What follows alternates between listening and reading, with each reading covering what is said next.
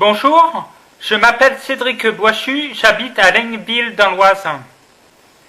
Le 7 décembre 2018, une première fois à la radio, j'interpellais la population, les familles, les médecins ainsi que l'ordre des médecins sur l'attitude de deux médecins.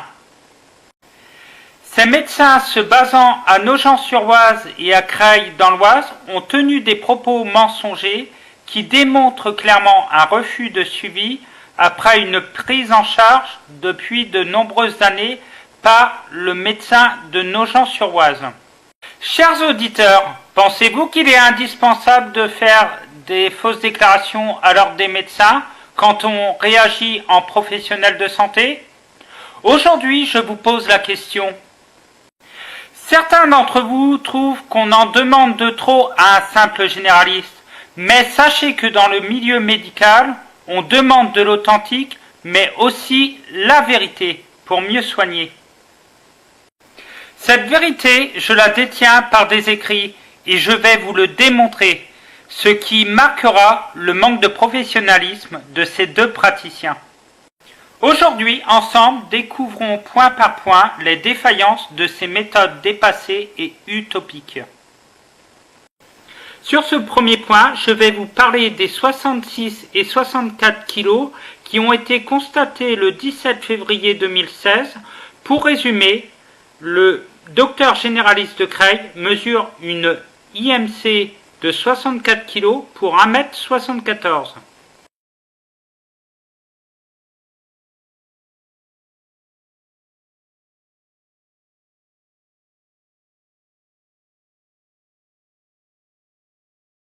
Ce que je ne comprends pas, comment a-t-il pu déterminer ma corpulence sans instrument de mesure, tout en sachant que chez ce médecin, à cette consultation, le docteur de Nogent-sur-Oise affirme le 22 février 2016, par écrit, une masse de 66 kg, également sans m'avoir pesé ni instrument de mesure. Chers auditeurs, je vous pose la question suivante. Comment pouvez-vous déterminer une masse sans balance ni toise? Ce qui est sûr, on ne peut pas prendre 2 kilos en une journée, vous êtes d'accord avec moi? D'autant que le généraliste de Nogent-sur-Oise, qui m'a reçu le 22 février 2016, m'envoie chez son confrère qui est généraliste nutritionniste le 17 février 2016. Mis à part avoir une machine à remonter le temps, je ne vois pas comment je peux faire.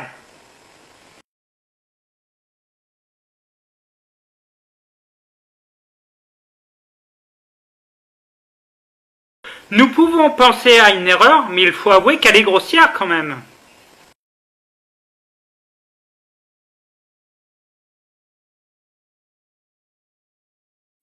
Je trouve que c'est le signe d'un manque de sérieux ou imagination de la part de ces deux médecins. Sur ce deuxième point, j'aimerais attirer votre attention sur les déclarations faites par le docteur de Nogent-sur-Oise. En effet, il déclare à l'ordre des médecins qu'il est mon médecin depuis 1986. Dans ce cas, je me demande pourquoi je retrouve des éléments qui démontrent qu'en 1985, j'ai consulté ce médecin.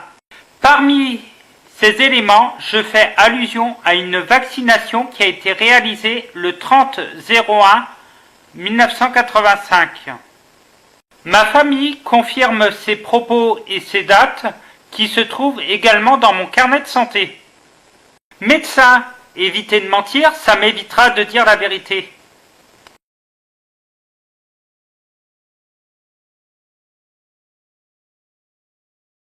Sur ce troisième point, le docteur de Nogent-sur-Oise déclare explicitement ne pas connaître le professeur de l'épilepsie qui a réussi à stabiliser mon épilepsie.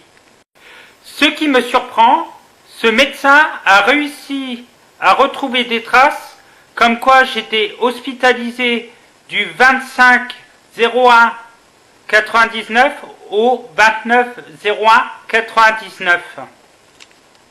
Pour être plus précis, c'est un service qui se trouve à la Salpêtrière au pavillon Marguerite Bottard. Étrangement, ce service est coordonné par le professeur de Paris qui est totalement inconnu du médecin de Nogent-sur-Oise. Vous avouerez que c'est troublant. J'en veux pour preuve que j'ai réussi à retrouver une ordonnance de prescription initiale d'un traitement antiépileptique du 23/11/98, ce qui prouve la bonne foi du professeur de l'épilepsie, mais surtout que le docteur de Nogent-sur-Oise connaissait bien l'existence de mon traitement initial puisqu'il m'a renouvelé ses ordonnances.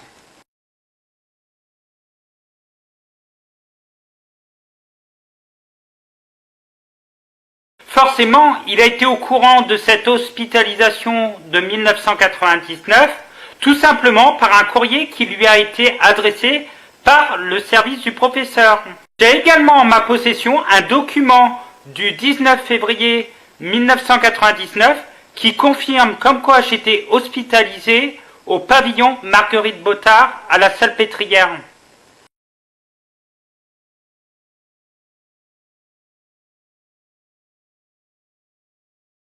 Maintenant, pour cette quatrième étape, je vais vous démontrer par un rapport médical que le protocole n'a absolument pas été respecté pour suivre ma sclérose tubereuse de Bourneville, sachant que pour indication, tous les 5 ans, je dois faire IRM, EEG et scanner.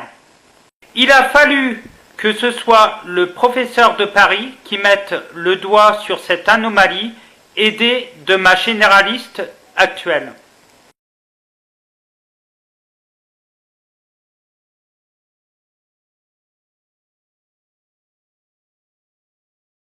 On est donc loin des 5 ans préconisés par la plateforme Orphanet qui régit les maladies rares. Pour rappel, Orphanet est un portail dédié aux médicaments et aux maladies rares. Il peut aussi bien aider les patients, mais surtout les professionnels de santé à prendre les bonnes décisions. Le plus important à retenir, c'est qu'il est trouvable très facilement par Google. Chers professionnels de santé, on ne vous demande pas de tout savoir forcément, mais aussi de savoir orienter. Simplement, tapez Orphanet dans le cas d'une maladie rare et vous trouverez tout simplement les professionnels de santé aptes à suivre le patient. Malgré le protocole décrit de l'ALD, le suivi neurologique n'a pas été respecté. Simplement parce que je n'ai jamais eu de lettre de la part du généraliste de Nogent-sur-Oise qui stipule que je devais aller consulter un neurologue, sachant que pour consulter un spécialiste, on doit être orienté par un médecin généraliste.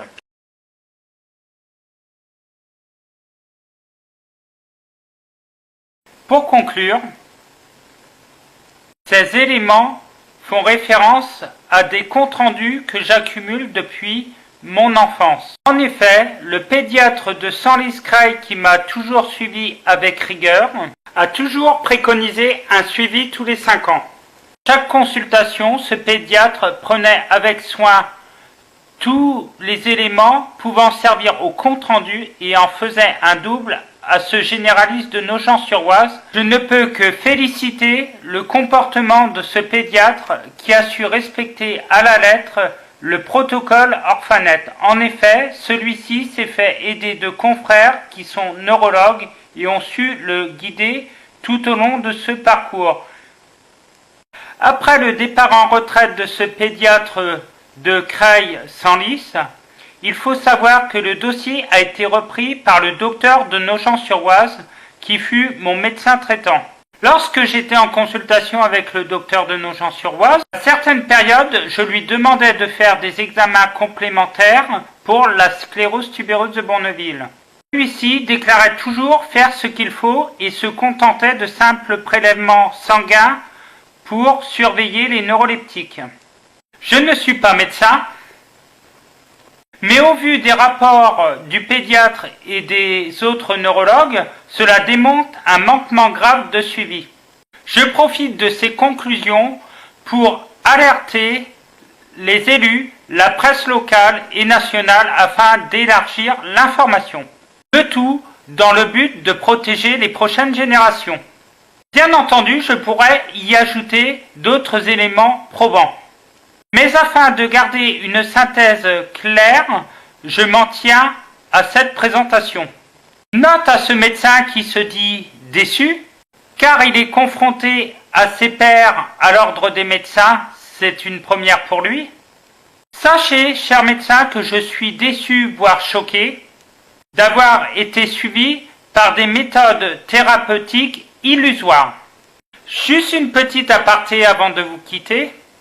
Ce médecin qui était censé me faire des courriers pour m'adresser à des confrères spécialisés ne prenait même plus la peine de me faire ces courriers si utiles pour mon suivi. Mais j'ai eu la désagréable surprise de voir que les autres patients qui côtoyaient ce médecin avaient sans aucune difficulté ces courriers qui leur permettaient de faire un suivi correct. En espérant aider de nombreuses familles et surtout les enfants, je vous souhaite une bonne santé et réussite. Encore merci pour votre écoute.